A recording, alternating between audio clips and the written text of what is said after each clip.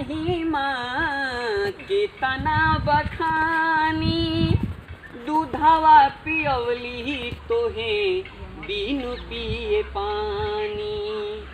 भल ही पहिरली हटही लुगरिया, तोहरा के राजा कहली बबुनी के रानी। याद न बा तोहरा के कुछहु माई के उपकार, याद न बा तोहरा के कुछहु माई के उपकार। सुनी अखिया से जो हेली रहिया माई तोहार, बिछवली गुदरी लेवा रात तुमने जो भेवा। न कैला उनकर सेवा पूजेला 64 देवा। आगे किरो कम नाही रहे कबो बाबू के दुलार हो, मरलाया डटला से छुपल रहे प्यार हो।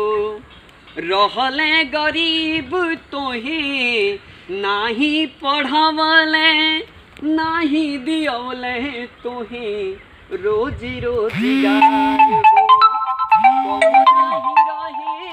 रहे कबो बाबू के दुलार हो, मरलाया डटला से छुपल रहे प्यार हो। रहले गरीब तोहे नाही पढ़वले, नाही दियवले तोहे रोजी रोजगार हो। तोहरा दवा के बाबू के जी में लागल रहे उधार, तोहरा दवा के बाबू के जी में लागल रहे उधार। रूखा सूखा खिया के तोहके कोई दिहले तैयार, न रहे खर्चा खेवा न मिश्री और कलेवा। न कैला उनकर सेवा पूजेला 64 देवा।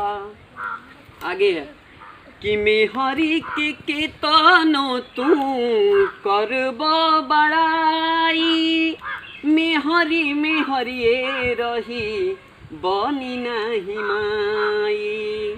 मेहरी के तनो तू करब बड़ाई, मेहरी मेहरिए रही बनी नहीं माई।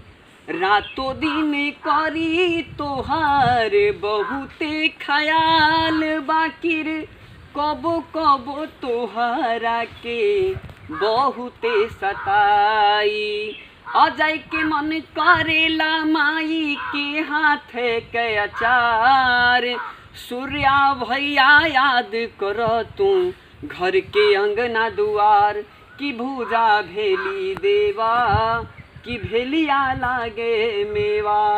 न कैला उनकर सेवा पूजेला 64 देवा।